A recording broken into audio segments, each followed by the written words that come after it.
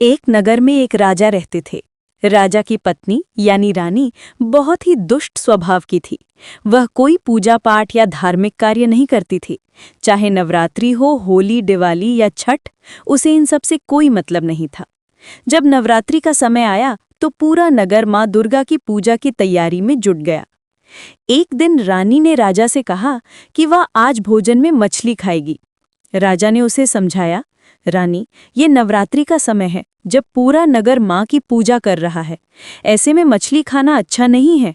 लेकिन रानी ने जिद पकड़ ली कि उसे मछली चाहिए तो चाहिए।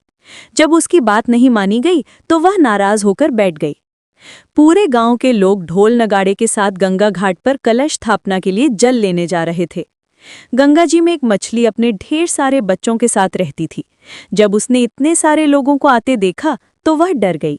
उसके बच्चे भी घबरा गए और अपनी माँ से कहने लगे, माँ, आज ये लोग हमें मार डालेंगे और पकाकर खा जाएंगे। मछली ने अपने बच्चों को समझाया, डरो मत, जब ये लोग गंगा में उतरे तो तुम सब भागकर छुप जाना। जैसे ही सब लोग पानी भरने के लिए गंगा में उतरे, मछली अपने बच्चों को लेकर पानी में मौजूद दूब घास में छिप गई। वहीं एक नागिन रहती थी। उसने मछली से पूछा, अरे मछली, तुम इतनी डरी हुई क्यों हो? क्या हुआ? मछली ने कहा, आज मैं अपने बच्चों को लेकर इसलिए छिपी हूँ क्योंकि आज नदी में बहुत सारे लोग आ गए हैं। वे हमें पकड़कर मार डालेंगे और खा जाएंगे। नागिन ने कहा, अरे बस इतनी सी बात, तुम चिंता मत करो। मछली बोली, नागिन, मैंने पहले कभी ऐसा नहीं देखा। आज तक तो एक दो मछुआरे ही आते थे, लेकिन आज तो पूरा गांव मछली मारने आया है। नागिन बोली, अरे पगली, तू छिप कर रह।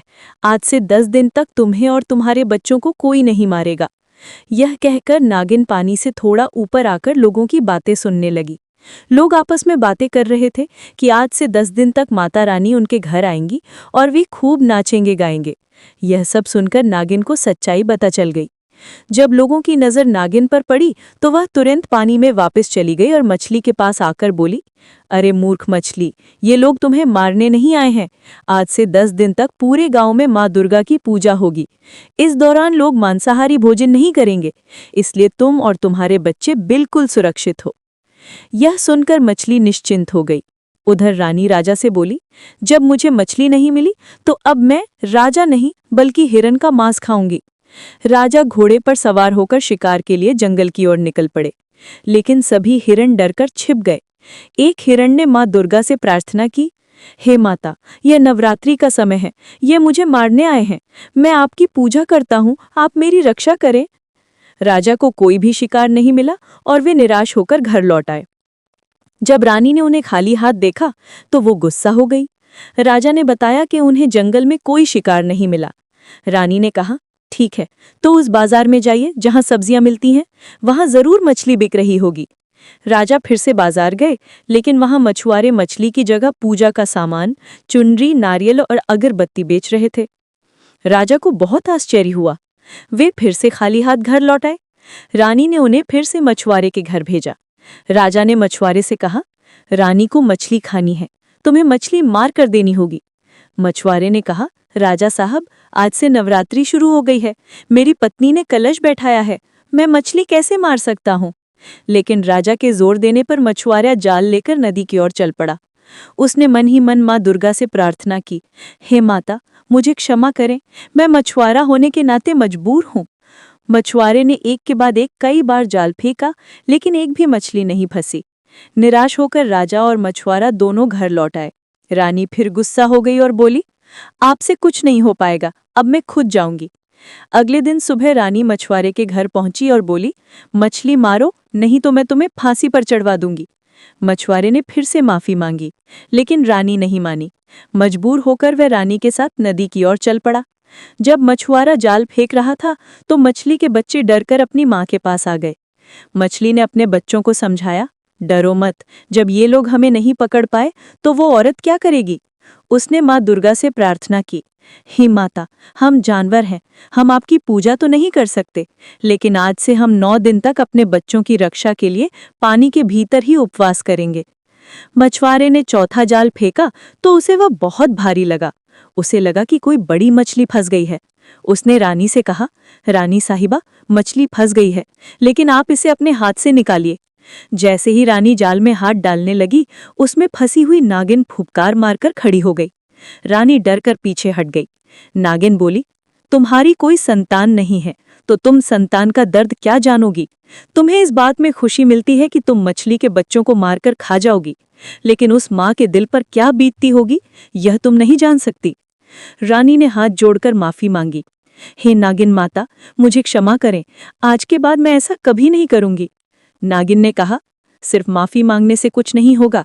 गंगा जी में उतरकर पूरब दिशा की ओर मुंह करके गंगा मैया से और माँ दुर्गा से क्षमा मांगो। कसम खाओ कि आज के बाद तुम कभी मांस मछली नहीं खाओगी। रानी ने वैसा ही किया और कसम खाई। नागिन ने कहा, जब भी तुम्हें मेरी जरूरत हो मुझे याद करना। रानी ने पूछा, मैं आपको कैसे याद करूंगी? नागिन ने कहा, बस याद करके देखो। रानी ने अपनी गलती का एहसास किया और घर लौट आई। राजा ने उसे खाली हाथ देखकर सोचा कि आज तो रानी बहुत गुस्सा करेगी, लेकिन रानी ने कहा, आज से मैं कभी मांस मछली नहीं खाऊंगी। आज से मैं 9 दिनों का नवरात्रि का व्रत करूंगी। राजा बहुत प्रसन्न हुए। उन्होंने तुरंत माली से फूल और पूजा का सामान मंगवाया और पूरे घर की साफ सफाई करवाई। रानी ने पूरे विधि विधान से कलश बैठाकर पूजा शुरू कर दी। पूरे 9 दिन घर में भजन कीर्तन और जागरण होने लगे। 9वें दिन रानी ने खुद अपने हाथों से खाना बनाने का फैसला किया। उन्होंने राजा से कहा, आज मैं कन्या खिलाऊंगी। आप पड़ोस के घरों में जाकर कह दीजिए कि वे अपनी बेटियों को भेज दें।